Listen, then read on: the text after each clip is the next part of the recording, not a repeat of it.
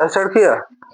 चलिए देखिए, आज आज हम आप लोग के लिए देखिए हिस्ट्री का लेसन 5वां चैप्टर जो है आपका, चैप्टर का नाम है अर्थव्यवस्था एवं आजीविका। ये बहुत ही ज्यादा इंपॉर्टेंट चैप्टर है, इससे लगभग 4-5 क्वेश्चन फंस जाएगा बिहार बोर्ड में। अब हम लोग देखिए समझते हैं कि औद्योगिकरण किसे कहते हैं। तो औद्योगिकरण किसे कहा जाता है कि जब यानी कि वस्तुओं का निर्माण जो है मानव के द्वारा ना करके किसके द्वारा किया जाता है, मशीनों के द्वारा। तब वैसी प्रक्रिया को हम लोग क्या बोलते हैं, औद्योगिकीकरण। औद्योगिक क्रांति की शुरुआत कहाँ से हुआ था, इंग्लैंड से। और ये क्रांति किससे संबंधित था, कपड़ा से संबंधित। कब से शुरू हुआ था, किस शताब्दी से, 18। आदि औद्योगिकीकरण का मतलब क्या होता है कि ये औद्योगिकीकरण के पहले की जो व्यवस्था थी, प्रक्रिया थी, उसी को हम लोग क्या बोल रहे थे, आदि औद्योगिकीकरण कहते थे। और ये 18वीं शताब्दी के पहले की घटना थी।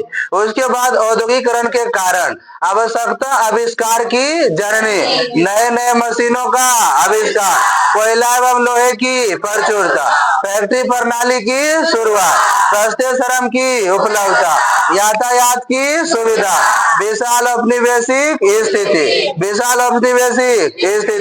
अगर बात नेक्स्ट आपका क्या है कि देखिए ये इस तरह से मशीनों का आविष्कार किया गया था उद्योग को बढ़ावा करने के लिए। जैसे सबसे पहला मशीन आया स्पिनिंग फ्रेमी, ये सूत काटने की मशीन थी और इसका आविष्कार किसने किया था, रिचर्ड आर्कराइट। कब किया था, 1769 में। उसके बाद स्पिनिंग जेनी ने भी सूत काटने की मशीन का आविष्कार किया था, लेकिन उससे थोड़ा सा उच्च क्वालिटी का था। और किसने आविष्कार किया था, जेम्स हारग्रीव। कब किया था, 1770। फ्लाइंग शटल भी एक प्रकार का मशीन था, जो भी सूत काटने का ही मशीन था। किसने आविष्कार किया था, जॉन के। कब किया था, 1713। स्पिनिंग म्यूल भी एक सूत काटने का ही मशीन था और इसको किसने खोज किया था, सैम्यूल क्रॉम्पटन। कब किया था, 1759। पावर लूम एक करघा तैयार करने की मशीन थी और इसका आविष्कार किसने किया था, एडमंड कार्टराइट। कब किया था, 1750।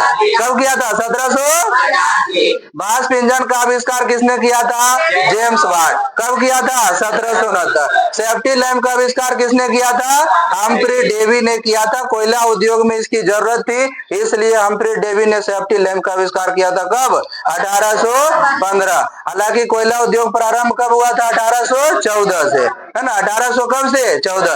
अगर बात इंग्लैंड के जो प्रमुख उद्योग का केंद्र जो माना गया था, ये दो था आपका, एगो लिवरपूल, एगो क्या था, लंकाशायर। ये सूती वस्त्र के दो उद्योग केंद्र था, इसको इंग्लैंड का मैनचेस्टर कहा जाता था। और भारत का मैनचेस्टर किसे कहा जाता है, अहमदाबाद को। किसको कहा जाता है, अहमदाबाद। बाराबंदी प्रथा क्या था कि इसमें जमींदार जो था छोटे किसानों का जमीन को लेकर के उसमें बड़े फर्म खोलने की पद्धति अपनाई, इसी को हम लोग क्या बोले, बाराबंदी प्रथा कहा गया। असलम पद्धति क्या था कि इसमें जब कुटीर उद्योग के जो मालिक थे वो मजदूर बन गए, तो शहर की ओर काम करने के लिए पलायन करने लगा। वहां उसे रहने के लिए एक छोटा सा कमरा दिया जाता था, जिसमें ना तो बिजली की व्यवस्था थी, ना तो पेयजल की व्यवस्था थी, जिसके कारण ये सभी असुविधा उत्पन्न हुआ। तो उसको गंदी बस्ती के नाम से प्रसिद्ध कर दिया और उसी को हम लोग कहे असलम पद्धति। चार्टर एक्ट किसके द्वारा पारित किया गया था, ब्रिटिश के द्वारा। कब, 1863। और निरुद्योगीकरण क्या कहते हैं, जब कुटीर उद्योग, बड़े बड़े उद्योग खुले तो कुटीर उद्योग बंद हो गए, इसी प्रक्रिया को क्या कहा गया, निरुद्योगीकरण कहा गया। ठीक है। और अगर बात देखिए क्या है, औद्योगिकीकरण का परिणाम क्या है, औद्योगिकीकरण का, जैसे ही औद्योगिकीकरण की प्रक्रिया चालू हुई तो उसमें नगरों का विकास हुआ।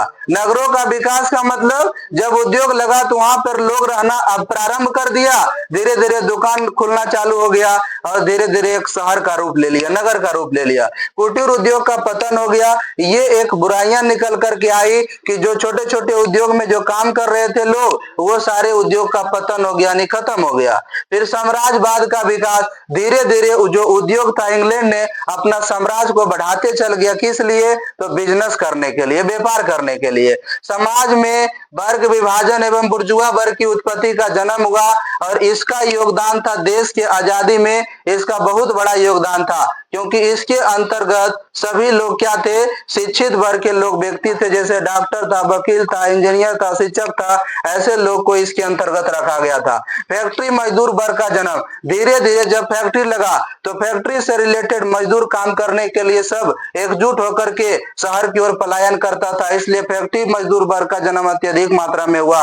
और असलम पद्धति तो जैसा कि आपको पीछे ही बता दिए थे, ये गंदी बस्ती का भी क्या हुआ, आरंभ हो गया।